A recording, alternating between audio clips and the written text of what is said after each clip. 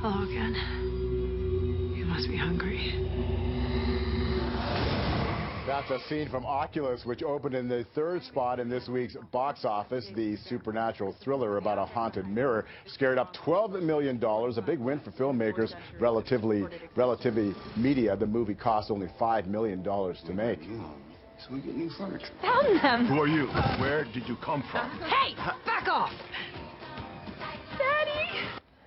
Coming in second place by a slim margin is the animated Rio 2. This sequel drew in $39 million in its opening weekend, almost the same amount as the first Rio's opening weekend back in 2011. The Amazon Jungle Tale was projected to make up to $45 million this weekend. Captain, to build a better world sometimes means tearing the old one down. And that makes enemies. And Marvel's red, white, and blue superhero claims the #1 spot.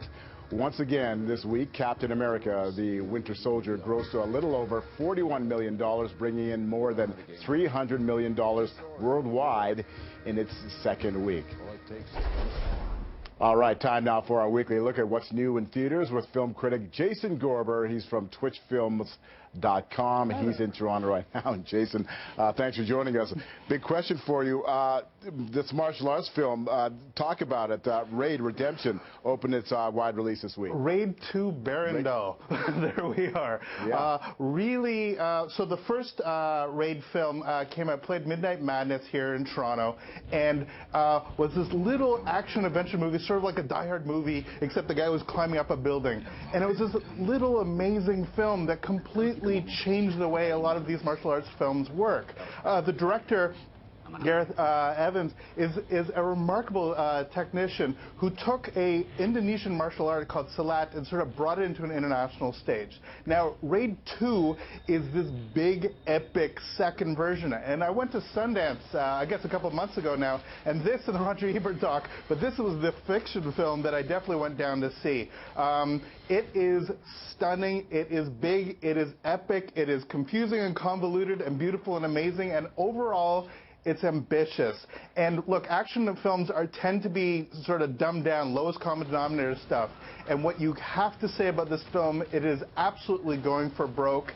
It is trying to do story and action and drama all at once with some incredible scenes that you just haven't seen before in any film. I saw the first Raid, and it's one of those movies you kind of pop in, you turn your brain off, and it's certainly not a movie for the little ones.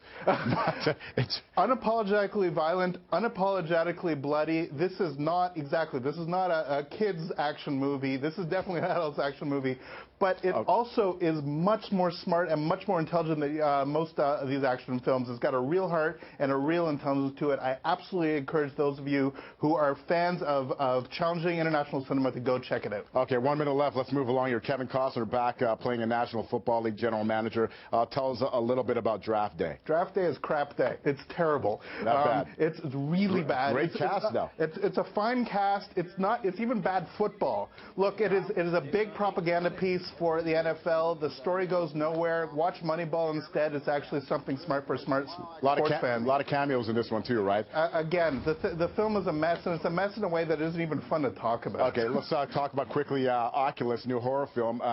What did you think? Another Midnight Madness film played last year, Midnight Madness. I love this film. Absolutely, again, a thinking horror film. Very Hitchcockian, a little bit of Kubrick. It is amazing, scary as hell, and definitely worth checking out. Is it going to work in spring, though?